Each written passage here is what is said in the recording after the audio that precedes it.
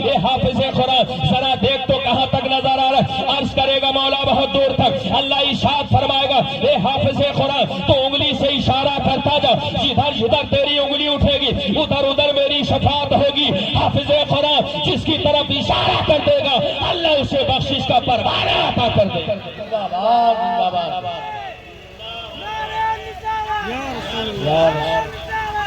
زندہ باد.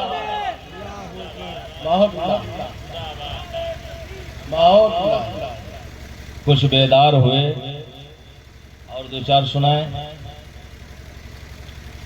اللہ کا شکر.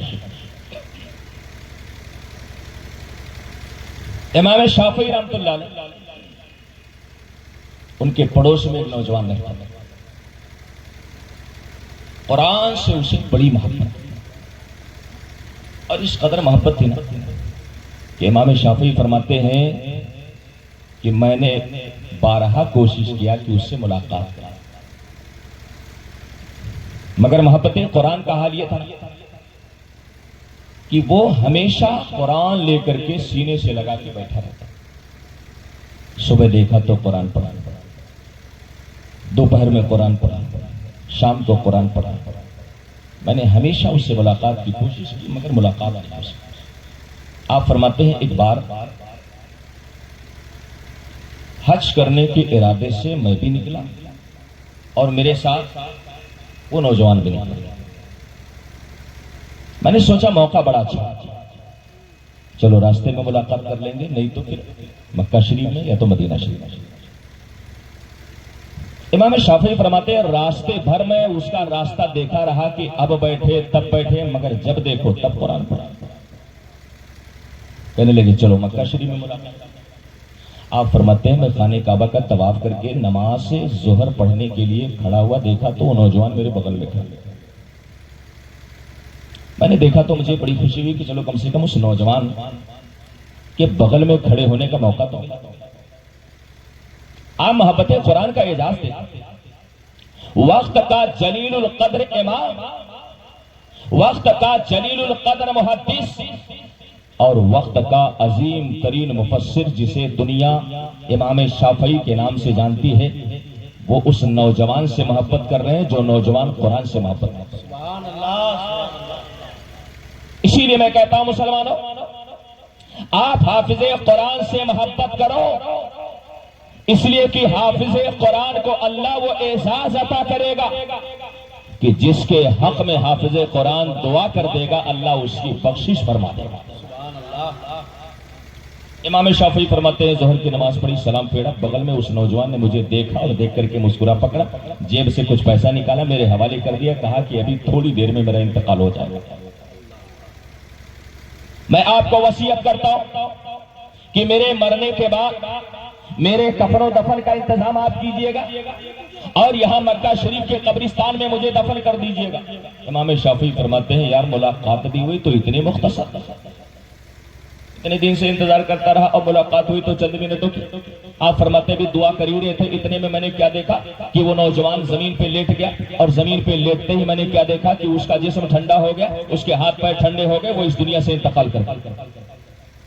اب امام شافعی فرماتے ہیں میں نے وصیت کے مطابق اسے نہلایا, اسے کفن پہنا اور لے جا کر کے اسے قبرستان میں دفن کر دیا. بات آئی گئی ختم ہو گئی. اگلے سال پھر میں مکہ شریف حج یا عمرے کے ارادے سے حاضر ہوا, اور جب میں حاضر ہوا نا تو میرے پاس ایک مسئلہ آیا. لوگوں نے کہا حضور فلاں قبرستان میں ایک قبر ذرا بوسیدہ ہو گئی اور قبر کھود رہے تھے, اتفاق سے اس قبر کی اینٹیں نکل گئی, اور اب یہ بتائیں کہ کیا اس قبر کے بغل میں دوسرے مردے کو دفن کر سکتے کہ نہیں؟ آپ ذرا دیکھیں قدرت اپنے عجوبے کیسے دکھاتی, قدرت اپنے کرشمے کیسے دکھاتی. امام شافعی فرماتے میں نے کہا بغیر دیکھے میں مسئلہ کیسے بیان کروں. آج کل مفتیان کرام کا حال اللہ رحم فرمائے, دیکھے چاہے نہ دیکھے وہ مسئلہ داغتے ہیں کہ انسان کی خیریت نہیں. علماء کی ذمہ داری ہے اگر ان کے پاس کوئی شرعی سوال آئے تو ایسے ہوائی فائرنگ نہ کیا کرے, پہلے مسئلے کی تحقیق کیا کرے. اعلیٰ حضرت کا وتیرہ یہ تھا کہ اگر پہنچ سکتے تو پہنچ سکتے, ورنہ اپنا وکیل بھیج کر کے آپ مسئلے کی تحقیق کرتے تھے, اس کے بعد آپ حکم شرعی بیان کرتے تھے. یوں ہی مجدد برابر ہے, ایسے ہی ان کو مجدد اعظم نہ کہا گیا. ہاں وہی احمد رضا جن کی عظمت عظمت شان کا عالم یہ ہے، وادی رضا کی کوہ ہمالا رضا کا ہے، جس سمت دیکھیے وہ علاقہ رضا کا ہے۔ اگلوں نے بھی لکھا ہے بہت علم دین پر جو کچھ ہے اس صدی میں وہ تنہا رضا کا ہے۔ زندہ باد زندہ باد، نعرہ تکبیر، نعرہ رسالت، شان اعلی حضرت، فیضان اعلی حضرت۔ اللہ رحم کرے نیپال والوں، اتنی دیر بعد بیچارے ایک نوٹ لے کر کے آئے، وہ بھی نیپالی۔ بڑے واقعی میں نے شروع میں کہا تھا نا بڑے جنتی لوگ ہوں، انڈیا کے لوگوں کو انڈین ہی دینا چاہیے نا۔ ایک اور مسئلہ آپ نے کر دیا، ابھی اس کو کون جائے گا ایکسچینج کرانے۔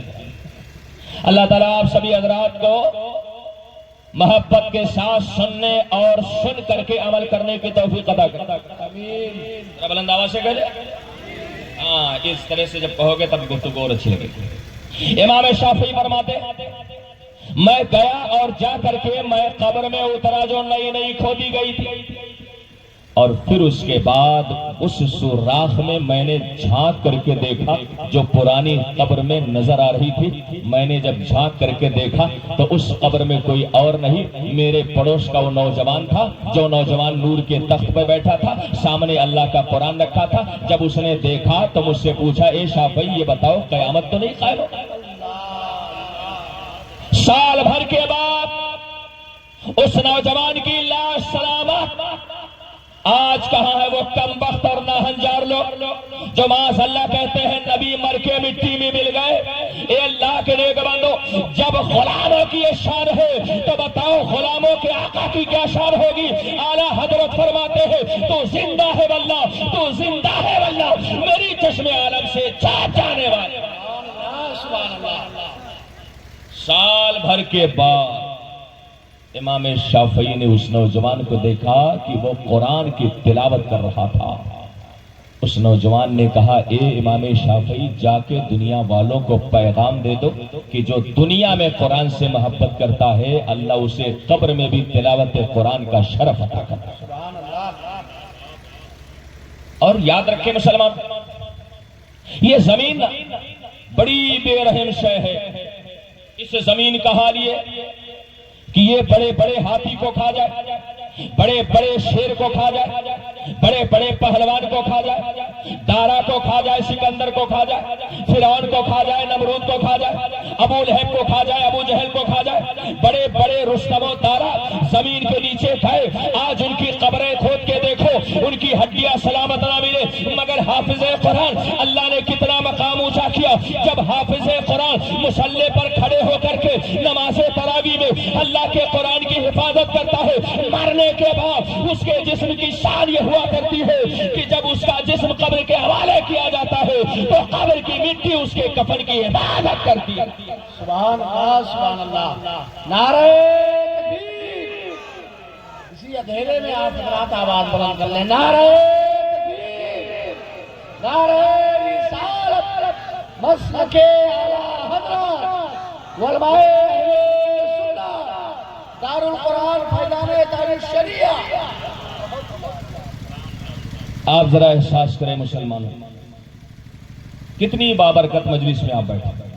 میں آپ کو بتاؤں دنیا میں ہر کتاب میں کچھ نہ کچھ شک اور شبہ پایا جائے، چاہے ہم لکھیں، چاہے یہ علماء لکھیں، اور چاہے دنیا کا کوئی سب سے بڑا محقق لکھے۔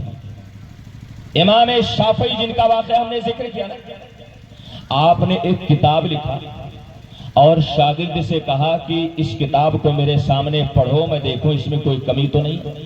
ایک بار پڑھا، دو بار پڑھا، تین بار پڑھا، جے بار پڑھا، تے بار کمی نکلی۔ جب 70 بار پڑھ لیا تو امام شافعی فرماتے ہیں اب بند بھی کر دے، یہ صرف اللہ کے کلام کی شان ہے کہ اس کلام میں نہ تو کوئی کمی ہے نہ تو کوئی کجی ہے۔ ہمارے انڈیا میں کچھ بدھو پیدا ہوئے جو قرآن کریم کو بدلنے چلے۔ نام لینے کی ضرورت ہے نہیں، اس لیے کہ ان کا حال یہ ہو گیا کہ بیچارے ہاتھی پر بیٹھے تھے، اب گدھے بھی نہیں بیٹھے۔ یہ قرآن کی کرامت ہے، کرامت کہ جو قرآن سے ٹکراتا ہے وہ چور چور ہو جاتا ہے. اور قرآن کی عظمت شان کا عالم یہ ہے قول محمد قول خدا. فرمان نہ بدلا جائے گا، بدلے گا زمانہ لاکھ مگر قرآن نہ بدلا جائے گا. قرآن نہ کل بدلا تھا، قرآن نہ آج بدلا ہے، نہ قرآن قیامت تک بدلا جائے گا. اس لیے کہ لا تبدیل لکلمات اللہ، اللہ کے کلمات میں کوئی تبدیلی. ارے ہم ہیں نا یار بد چھٹے ہیں، ہم ہیں وعدہ کر کے وعدہ خلافی کرتے ہیں، ہم ہیں اپنی بات بدل دیتے ہیں، ہم ہیں ایک پلیٹ بریانی پہ اپنا رپورٹ بدل دیتے ہیں، ہم ہیں ادھا پوا کے چکر میں اپنی رائے بدل دیتے ہیں، ہم ہیں ایک آدھ لفافے کے چکر میں اپنا پروگرام بدل دیتے ہیں. مگر اللہ کے کلمات کی شان یہ ہے کہ اللہ کے کلمات میں کوئی تبدیلی نہیں، کوئی چینجنگ نہیں، کوئی بدلاؤ نہیں. یہی فرق ہے انسان کے کلام میں اور یہی فرق ہے رحمان کے کلام میں. انسان کا کلام بدلتا ہے، انسان کا قانون متغیر ہوتا ہے، انسان کے قانون میں تبدیلی ہوتی ہے، انسان کے قانون میں انقلاب ہوتا ہے. مگر اللہ کے قانون اور اللہ کے کلام کی شان یہ ہے کہ اللہ کے کلام میں کوئی تبدیلی نہیں، اللہ کے کلام میں کوئی چینجنگ نہیں، اللہ کے کلام میں کوئی انقلاب نہیں، اللہ کے کلام میں کوئی بدلاؤ نہیں. اسی لیے میں نے آپ سے عرض کیا کہ خدا کا کلام وہ کلام ہے جو نہ تو کل بدلا تھا، نہ تو آج بدلا ہے، اور نہ ہی ہمیشہ ہمیشہ کے لیے بدلے گا انشاءاللہ تعالی. اللہ کے کلام میں کوئی تبدیلی نہیں. ایک بڑا مشہور نام ہے متنبی. یہ ہمارے علماء بیٹھے ہوئے اچھی طرح سے جانتے ہوں گے ابو طیب متنبی کا حال. اتنا بڑا گدھا، اتنا بڑا گدھا. ایک تو ہمارے انڈیا کا گدھا آپ نے دیکھا، اور دوسرے اس دور میں عرب کا گدھا تھا جسے ابو طیب متنبی کہتے ہیں. کلام بہت اچھا کہتا تھا اور اپنے فصاحت و بلاغت کے ناز میں اس نے نبوت کا دعویٰ کیا. ٹھیک ہے، معاذ اللہ رب العالمین. کہتے ہیں نا، اسی لیے کہتے ہیں کہ جب انسان کا علم زیادہ ہو جاتا ہے تو پھر اس کے بعد وہ ابلیس کے راستے پر چلنے لگتا ہے. آپ ابن تیمیہ کو دیکھ لیں، اس کا علم حال یہ تھا کہ علماء فرماتے کہ اس کا علم اس کے عقل سے بڑا ہو گیا. ابو طیب متنبی نے اللہ کے قرآن کی سورہ قاریہ کو پڑھا تو اس کی رگیں شرارت پھڑک اٹھی. اس نے کہا جیسے سورہ قاریہ ہے ویسے میں بھی سورت بناتا. آپ ذرا غور کریں مسلمان، اللہ کے کلام کی طرح کوئی کلام بنا سکتا ہے؟ بنا سکتا ہے؟ نہیں بنا سکتا. جب بڑے بڑے فصحائے عرب نہ بنا سکے، بڑے بڑے بلغائے عرب نہ بنا سکے، تو آپ بتاؤ مسلمانوں آج کے ٹٹ پجھیا بنا سکتے ہیں؟ نہیں بنا سکتے ہیں. اللہ کے کلام کی طرح دنیا کا کوئی کلام نہیں ہو سکتا. اس لیے کہ یہاں معاملہ یہ ہے کہ متکلم بے نظیر ہے، متکلم بے مثال ہے، متکلم بے نظیر ہے. تو بھلا بتاؤ جب بولنے والا بے نظیر تو اس کی بولی بھی بے نظیر ہوگی، جب متکلم بے نظیر تو اس کا کلام بھی بے نظیر ہوگا. اسی لیے ہم کہتے ہیں نہ تو ہمارے خدا کا کوئی جواب ہے اور نہ ہی قرآن مجید کا کوئی جواب ہے، نہ تو کلام ربانی کی کوئی مثال ہے. ابو طیب متنبی نے سوچا لاؤ سورہ قاریہ کی طرح ایک سورت بنائے. سورہ قاریہ ہے کیا؟ آپ نے پڑھا ہوگا القاریۃ مل قاریہ، پڑھا نا؟ القاریۃ مل قاریہ، القاریۃ مل قاریہ کا القاریہ کے معنی ہوتے ہیں کھٹ کھٹانے والی چیز، جھنجھوڑنے والی چیز، ضمیر کو چیلنج اور اپیل کرنے والی چیز. اللہ تعالیٰ قیامت کا نقشہ کھینچ رہا ہے کہ قیامت کا واقعہ کیسے ہوگا. کھٹ کھٹانے والا ہوگا، انسان کے دماغ کو جھنجھوڑنے والا ہوگا، انسان کے عقل و شعور کے دریچوں کو کھولنے والا ہوگا، انسان کے فکر کی توانائی کو چیلنج کرنے والا ہوگا. القاریہ تو ایک ایسا لفظ ہے جس میں معانی کا بحر بے کرا موجسد ہے. القاریہ کے معنی کھٹکھٹانے والا. آگے ذرا قرآن کا اسلوب تو دیکھیں، قرآن کا ذرا لہجہ تو دیکھیں، قرآن کا ذرا منہج تو دیکھیں، قرآن کے انداز کو ذرا دیکھیں. آگے ربی ارشاد فرماتا ہے وَمَا الْقَارِيَةُ الْقَارِيَةُ وَمَا الْقَارِيَةُ. کھٹکھٹانے والی چیز کیا ہے؟ کھٹکھٹانے والی چیز. اور ذرا قرآن نے ترقی کی ہے. یہی تو قرآن کا اعجاز ہے، یہی تو قرآن کا اسلوب ہے. قرآن حیرت کے ایک منزل سے اٹھاتا ہے، دوسرے منزل پہ لے جاتا ہے، دوسرے سے اٹھاتا ہے، تیسرے پہ لے جاتا ہے. قرآن کے اسلوب کو دیکھو. قرآن فرما رہا ہے کھٹکھٹانے والی چیز کیا ہے؟ کھٹکھٹانے والی چیز. آگے ارشاد ہے وَمَا أَدْرَاكَ مَا الْقَارِيَةُ. تم کیا جانو کہ کیا ہے کھٹکھٹانے والی چیز؟ اللہ کے قرآن کا اسلوب. اور اسی اسلوب کو دیکھ کر کے تو فصحائے عرب دم بخود رہ گئے، نبی کے لہجے کے سامنے سر بسجود ہو گئے، نہ تو نبی کا کوئی جواب، نہ تو نبی کے قرآن کا کوئی جواب، تو ان کا دین بے مثال۔ اسی لیے بڑے بڑے فصحا، بڑے بڑے بلغا، بڑے بڑے ادبا، بڑے بڑے نقبا نبی کے نام کے سامنے اور آپ کی تلاوت قرآن کے سامنے زمین عقیدت کو خم کر دیے، یہ پکار کر کے بولے وہ کمال حسن حضور ہے، حضور ہے کہ گمان نفس جہاں رہی، یہی پھول خار سے دور ہے، یہی شمع ہے کہ دھواں ہے۔ سبحان اللہ۔ قرآن کی سورہ قاریہ کا آپ نے لہجہ ملاحظہ کیا۔ اب آؤ میں آپ کو بتاؤں، ابو طیب نامی گدھا، اس نے کاغذ پکڑا، قلم لیا، کہا لاؤ میں قرآن کے سورت کی طرح سورت بناتا ہوں۔ لکھا تو کیا لکھا؟ الفیلو۔ کیا لکھا؟ الفیلو ملفیل وما ادراک ملفیل۔ معنی سمجھ رہے؟ ارے ہاتھی بھائی، ایلیفینٹ، ایلیفینٹ سمجھ رہے ہیں نا؟ مطلب نے لکھا الفیل، ہاتھی، ملفیل کیا ہے ہاتھی؟ وما ادراک ملفیل، تم کیا جانو کہ کیا ہے ہاتھی؟ اللہ اکبر۔ جب آپ ہنس رہے تو بھلا بتاؤ اس کی قوم کے لوگ کتنے ہنسے ہوئے؟ لے کر کے آئے، کہا سب اکٹھا ہو جاؤ۔ آج تک اسلام یہ دعویٰ کرتا رہا کہ قرآن کی طرح کوئی قرآن نہیں بنا سکتا۔ یہ دیکھو میں نے قرآن کے ایک سورت کی طرح میں نے دوسری سورت تیار کر لی ہے۔ اب قوم دم بکوش سارے لوگ اکٹھے ہو گئے، کہا ذرا پڑھ تو بھائی تو نے قرآن کی طرح کیا بنایا ہے؟ اس نے کہا سب اپنے اپنے ہوش و حواس سنبھال کے بیٹھ جاؤ، میں دوسرا قرآن پڑھنے جا رہا ہوں۔ پڑھا تو کیا پڑھا؟ الفیلو ملفیل وما ادراک ملفیل۔ قوم کا ایک شخص کھڑا ہوا، کہا رے نالائق، تجھے پتا نہیں ہے ہاتھی تو نہ جانے، تیرا باپ نہ جانے، تیرا دادا نہ جانے، ہاتھی تو ہم بھی جانتے ہیں، ہمارا بچہ بھی جانتا ہے، ہمارا عالم بھی جانتا ہے، ہمارا جاہل بھی جانتا ہے، تو نہیں جانتا تو کیا ہوا؟ ہمارا تو پورا خاندان جانتا ہے نا۔ آپ ذرا غور کریں کہ یہ ہے قرآن کا اعجاز، جو قرآن کو بدلنے جاتا ہے وہ خود ہی بدل جاتا ہے۔ اہل عرب نے ایک پڑھے لکھے اور اس وقت کے سب سے فصیح و بلیغ انسان کو اس بات پہ متعین کیا کہ وہ قرآن کا جواب لے۔ یہ عظمت قرآن کی مجلس ہے نا، یہاں سے اٹھو تو قرآن کی عظمت اپنے سینے میں لے کے جاؤ اور اس فخر اور غرور کے ساتھ جاؤ کہ ہم اللہ کے کلام والے ہیں، ہم قرآن مجید والے ہیں، ہمارے پاس ایک ایسی کتاب ہے جس کا کوئی جواب نہیں ہے، جس کی طرح دنیا میں کوئی کتاب نہیں لکھی گئی۔ ہاں وہی کتاب جس کی عظمت شان کا عالم یہ ہے، ہم نے جستان میں سورج کو چھپا رکھا ہے، کھول کر رکھ دے تو ہر گھر میں اجالا ہوگا۔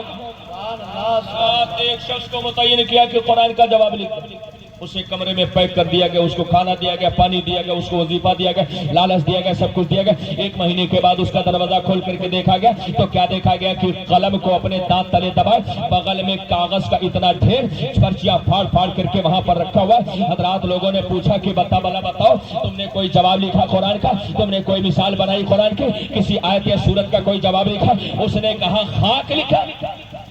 کہا خاک لکھا، میں نے قرآن کے صرف بسم اللہ کو۔ حضرت علی فرماتے ہیں کہ قرآن کے بسم اللہ کے با کے نقطے کی اگر تفسیر لکھ دو تو اس سے اونٹ بوجھل ہو جائے۔ آپ کہتے ہیں قرآن میں کیا ہے؟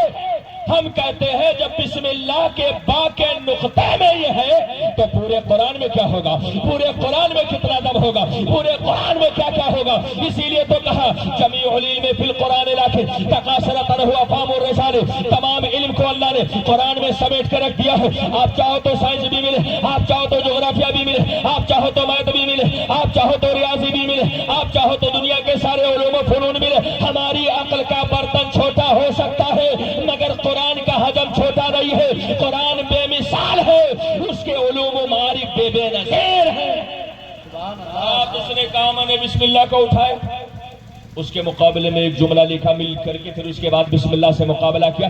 جب ہم نے قرآن کے بسم اللہ کی فصاحت دیکھی، اس کی بلاغت دیکھی، قرآن کے اعجاز کو دیکھا، اس کی شیرینی کو دیکھا، اس کے تاثیر کو دیکھا، اس کی پیشین گوئی کو دیکھا، اس کے نظم کو دیکھا، اس کے ترتیب کو دیکھا، اس کے اسلوب کو دیکھا، اس کے لہجے کو دیکھا، اس کے منہج کو دیکھا، اس کے طریقے کو دیکھا، پھر تو میں سربا سجود ہو گیا۔ میں نے کہا کہ اللہ اللہ، یہ ہو سکتا ہے کہ زمین کو الٹ دیا جائے، یہ ہو سکتا ہے کہ پہاڑوں کا سینہ چاک کر دیا جائے، یہ ہو سکتا ہے کہ سمندر کے پانی کو خشک کر دیا جائے، یہ ہو سکتا ہے کہ زمین کو تہو بالا کر دیا جائے، مگر یہ نہیں ہو سکتا کہ ہم قرآن کے ایک جز کی اور قرآن کے ایک ٹکڑے کا ہم کوئی چراغ لے سکے، اس لیے کہ قرآن نازل کرنے والا بھی لا چراغ ہے اور اللہ کا قرآن بھی لا چراغ ہے۔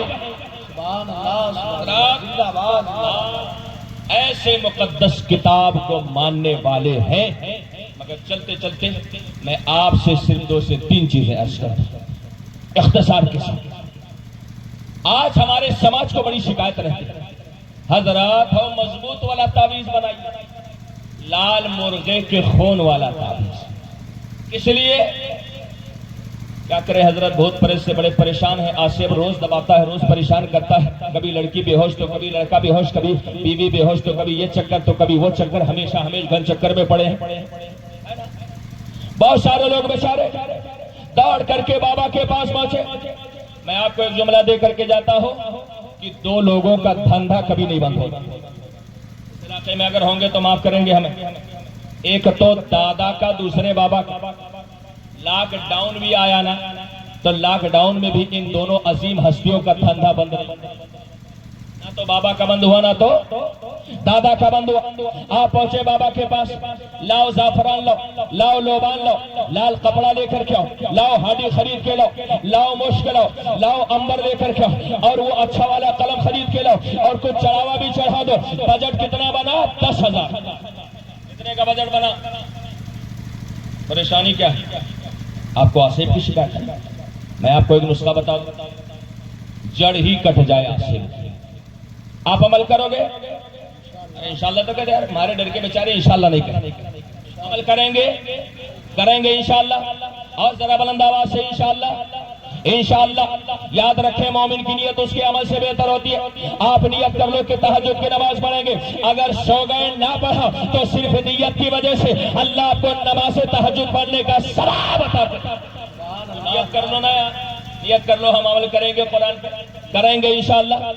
میرے آقا کی حدیث پاک ہے، نبی کا فرمان ہے، آقائے دو جہاں کی زبان ناس کا نکلا ہوا یہ جملہ ہے۔ آقا ارشاد فرماتے، جس گھر کے دروازے پر سورہ بقرہ کی تلاوت کر دی جائے اس گھر میں شیطان کبھی داخل نہیں ہوتا۔ سبحان اللہ۔ ارے حدیث پاک سنا ہے، حدیث پاک سنا ہے، ذرا بلند آواز سے۔ اب سونے لگے آپ، بات عمل کی آ گئی تو سونے لگے، بات فضیلت کی تھی تو خوب سبحان اللہ، بات عمل کی آ گئی تو بیچاروں کی گاڑی اب پھنس گئی۔ میں کہتا ہوں مسلمانوں، بابا کے پاس بعد میں جاؤ، اوجھا سوکھا کے پاس بعد میں جاؤ، ان ڈھڈوریوں کے پاس آپ بعد میں جاؤ، ان بہروپیوں کے پاس آپ بعد میں جاؤ۔ آؤ، اللہ نے آپ کے گھر میں ایک کتاب شفا رکھی ہے، اس کتاب شفا کا حال یہ ہے، جسمانی بیماری سے بھی شفا ہے، روحانی بیماری سے بھی شفا ہے، اس میں ہر طرح کی بیماریوں کا علاج ہے۔ آؤ مسلمانوں، اللہ کے قرآن کو اٹھاؤ، ہر جمعہ کو اپنے گھر کے دروازے پر بیٹھ جاؤ، آپ بھی قرآن پڑھیں، آپ کی بیوی بھی قرآن پڑھیں، آپ کے بچے بھی قرآن پڑھیں، آپ کی بیٹیاں بھی قرآن پڑھیں۔ یاد رکھیں مسلمانوں، جس گھر میں اللہ کے قرآن خوانی کی آواز گونجے گی اس گھر میں شیطان کبھی داخل نہیں ہو سکتا، نہیں ہو سکتا، اور جب داخل نہیں ہوگا تو بابا کو نکالنے کی نوبت نہیں ہے۔ ارے کہتے ہیں لاؤ گھرا کھیپ دی، ارے کھیپنے میں نہ جانے کتنے لوگوں کی بستی اجاڑ دیتے ہیں۔ آپ کو کھیپنے کھپانے کی ضرورت ہے؟ خدائے کھیپو، قرآن اٹھاؤ، گھر کے دروازے پر بیٹھ جاؤ، قرآن کو پڑھتے جاؤ گے، سارے شیطان چور دروازے سے بھاگتے جائیں گے، اور انشاءاللہ کوئی شیطان داخل نہیں ہوگا۔ اس لیے کہ جب اذان کے اندر یہ تاثیر ہے، جہاں جہاں تک آواز جاتی ہے وہاں تک شیطان نہیں جاتا۔ جب اذان کا یہ حال ہے تو اللہ کے قرآن کا کیا حال ہے؟ اور ایک بات میں بڑی تیزی سے عرض کروں، آج غربت کی بڑی شکایت رہتی ہے۔ مولانا صاحب ایک مضمون بنائیے، دکان مکان میں خیر و برکت والا۔ واہ بھائی واہ، سبحان اللہ۔ جس قوم کے پاس قرآن جیسی کتاب انقلاب ہے، قرآن جیسی کتابیں فوز و فلاح ہو، اس قوم کو بھلا بتائیے مضبوط تعویذ کی ضرورت ہے، دکان میں خیر و برکت والے نقش کی ضرورت ہے۔ میں انکار نہیں کر رہا، میں ضرورت کی نفی کر رہا ہوں۔ انکار اور ضرورت کی نفی میں زمین آسمان کا فرق ہوتا ہے۔ تعویذ بلا شبہ جائز ہے، مگر میں آپ سے کہتا ہوں مسلمانوں، تعویذ بھی پکڑو اور ساتھ ہی ساتھ اللہ کا قرآن بھی۔ قرآن سے زیادہ برکت والی کوئی کتاب ہے دنیا میں کوئی کتاب؟ اللہ کے نیک بندو، آؤ میں آپ سے صرف اتنا عرض کر دوں، میرے آقا مصطفیٰ جان رحمت کا دور گزرا، حضرت ابو بکر صدیق کا دور گزرا، حضرت عمر فاروق کا دور گزرا، دور آیا خلیفۃ المسلمین حضرت عثمان غنی کا۔ ایک صحابی رسول بزرگ تھے، ان کے انتقال کا وقت قریب آیا، ان کی دو شہزادیاں تھیں۔ امیر المومنین سنے آپ نے ایک تھیلی لی اشرفیوں کی اور ان صحابی رسول کے گھر پہ گئے، جا کر کے آپ نے عیادت کیا، لوٹنے لگے تو اشرفیوں کی تھیلی صحابی رسول کے سرہانے رکھ دیا اور چلنے لگے تو کہا یہ آپ کی خدمت میں نظر آنا ہے۔ کہا حضور کیا کریں گے؟ کہا کہ یہ آپ کے کام آئے گا زندہ رہے تو، نہیں تو آپ کی دو بیٹیاں ہیں ان کے کام آئے گا۔ اللہ اکبر!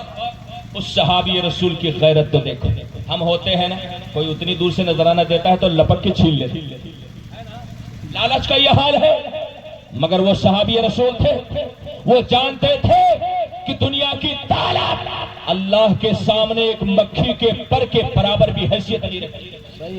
دنیا کی دولت کی کوئی حیثیت نہیں۔ آپ ارشاد فرماتے حضور ادب کے ساتھ یہ اشرفیوں کی تھیلیاں لے جائے کسی مستحق کو دے دے، نہ تو مجھے اس کی ضرورت نہ تو میری شہزادیوں کو۔ کیوں؟ اس لیے کہ میں تو اس دنیا سے جا رہا ہوں، میرے ساتھ اشرفی نہیں جائے گی، میرے ساتھ سونا نہیں جائے گا، میرے ساتھ دولت نہیں جائے گی، میرے ساتھ مال و منال نہیں جائے گا، میرے ساتھ زمین جائیداد نہیں جائے گی، میرے ساتھ اگر جائے گا تو یا تو ایمان جائے گا، رسول اللہ کی محبت جائے گی، اللہ کی اطاعت جائے گی۔ زمین کے نیچے دولت نہیں، زمین کے نیچے ایمان کا سکہ چلا کرتا ہے۔ حضور مجھے اس اشرفی کی ضرورت نہیں۔ کہا ٹھیک ہے آپ کے بچوں کو ضرورت ہے، وہ عرض کرتے ہیں نہیں نہیں حضور ان کو بھی ضرورت نہیں۔ کہا کیوں؟ کہا اس لیے کہ میں نے اپنی بچیوں کو دیکھا ہے جب وہ بستر پہ جاتی ہے، شام کی سیاہی تاری ہوتی ہے، میں نے دیکھا میری بیٹیوں کی زبان ہلتی ہے، بارہا میں نے سنا میری بیٹیاں اپنی زبان سے سورہ واقعہ کی تلاوت کرتی ہیں، اور جب تک وہ سورہ واقعہ نہیں پڑھ لیتے تب تک انہیں نیند نہیں آتی۔ حضور مجھے یقین ہے تلاوت قرآن کی برکت سے نہ تو میں کبھی بھوکا رہ سکتا، نہ تو میری شہزادیاں کبھی بھوکی رہ سکتی، اس لیے کہ جس گھر میں اللہ کے قرآن کی تلاوت کی جاتی ہے اس گھر میں قربت کبھی اپنا قدم نہیں رکھتی۔ آؤ اپنی بیٹیوں کے ہاتھ سے موبائل چھینو، ان کے ہاتھ میں اللہ کا قرآن دے دو۔ آج ہم نے دروازہ مضبوط کر لیا، کھڑکی مضبوط کر لیا، سب مضبوط کر لیا، مگر ہم نے بیٹیوں کے ہاتھ میں موبائل دے کر کے ان کے امتداد کا دروازہ کھول دیا ہے۔ ہماری زینب، ہماری فاطمہ، ہماری کنیز، ہماری عائشہ آج غیروں کے چنگل میں پھنس رہی ہے۔ میں آپ سے گزارش کرنا چاہتا ہوں، اگر بچانا چاہتے ہو بیٹیوں کے ہاتھ سے موبائل چھینو، اس کے ہاتھ میں اللہ کا قرآن دے دو۔ بیٹی سورہ نور پڑھے گی، بیٹی سورہ واقعہ پڑھے گی، بیٹی سورہ رحمان پڑھے گی۔ یاد رکھیں مسلمانوں، جس بیٹی کے ہاتھ میں اللہ کا قرآن ہوگا اس کے ایمان کو نہ تو دنیا کا شیطان چھین سکتا ہے، نہ تو شیطان کی شکل میں دنیا کا انسان چھین سکتا ہے۔ اللہ کا قرآن اپنی بیٹیوں کے ہاتھ میں دے دو۔ اور آپ سبھی سے میں چلتے چلتے گزارش کروں گا مسلمانوں، ایک بار پھر سے قرآن کو ہم سینے سے لگاتے ہیں، ایک بار پھر سے سینے سے لگا دیں، ساری غربت دور ہو جائے گی، بھوت پریت کا مسئلہ ختم ہو جائے گا، آپ کے علاقے کی فقیری اور مفلسی دور ہو جائے گی۔ یہ فیضان تاج الشریعہ جو مدرسہ قائم کیا گیا نا، اسی مقصد کے تحت قائم کیا گیا۔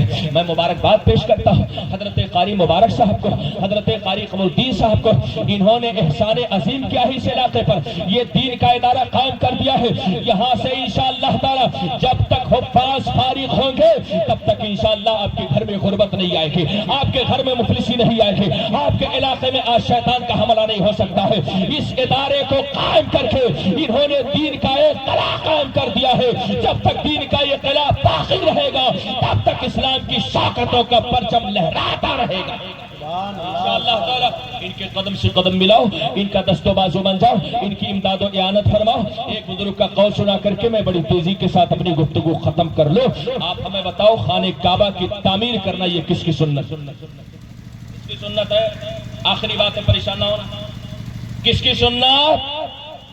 اور موبائل دیکھو، اتنا موبائل دیکھو، اتنا موبائل دیکھو، اللہ نہ کرے وہ زمانہ ہم دیکھیں جب ہمارے نوجوانوں کو دین کا کلمہ نہ یاد رہے، اور موبائل دیکھو۔ حضرت آدم علیہ السلام نے خانہ کعبہ کی تعمیر کی، حضرت ابراہیم حضرت اسماعیل نے ہم سب کے نبی نبی آخر الزمانے بتائیے صلاح خانہ کعبہ کی تعمیر یہ کس کی سنت؟ انبیاء کی سنت. کس کی سنت؟ انبیاء کی سنت. آپ انبیاء کی سنت کو ادا کرنا چاہتے ہیں؟ کرنا چاہتے ہیں؟ اچھا کتنے کو لوگ کرنا چاہتے ہیں؟ ہم تو کرنا چاہتے ہیں. آپ سب کرنا چاہتے ہیں نا؟ آپ سب کرنا چاہتے ہیں.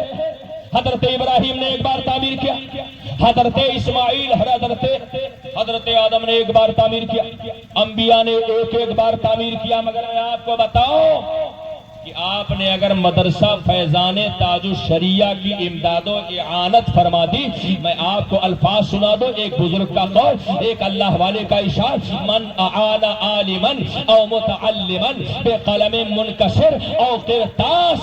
آپ فرماتے ہیں جو کسی عالم دین کی مدد کرے, فیضان تاج الشریعہ کے کسی طالب علم کی مدد کرے, کس سے؟ مہنگے کپڑے سے نہیں, مہنگے جوتے سے نہیں, کسی اور روپے پیسے سے نہیں, بلکہ ایک ٹوٹے ہوئے قلم کے ساتھ, ایک کاپی کے ساتھ, ایک کتاب کے ساتھ. آپ ارشاد فرماتے ہیں فَكَأَنَّمَا بَنَى الْكَعْبَةَ 70 مرة, تو اللہ تعالیٰ اس کو یہ مقام عطا کرتا ہے کہ جیسے کہ اس نے خانہ کعبہ کی 70 بار تعمیر کرنے کا ثواب حاصل کر لیا. سبحان اللہ سبحان اللہ کے نیک بندو آؤ اور برس کے چلے جاؤ. اس ادارے کو اتنا مضبوط کرو, اتنا مضبوط کرو کہ اس ادارے کے علم کی خوشبو سے آنے والی نسلیں مہکتی رہے. یہ ادارہ کمزور نہیں پڑنا چاہیے. ہمارا ایک نعرہ ہونا چاہیے, آدھی روٹی کھائیں گے مگر بچوں کو. آپ کی طرف سے آواز آئے ڈبل تندوری کھاتے ہو آپ, ڈبل تندوری, اور اگر بڑھیا سالن مل گیا تو اللہ خیر فرمائے, ہے نا. آپ کا نعرہ کیا ہونا چاہیے؟ آدھی روٹی کھائیں گے بچوں کو کہاں پڑھائیں گے؟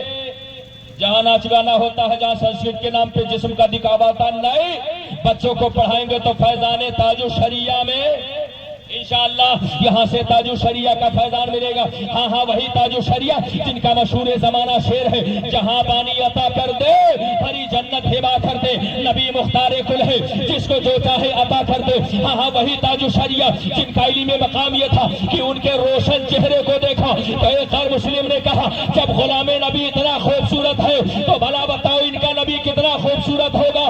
بلا شبہ جب نبی اتنا خوبصورت ہے تو اس نبی کا مذہب اور دین کتنا خوبصورت.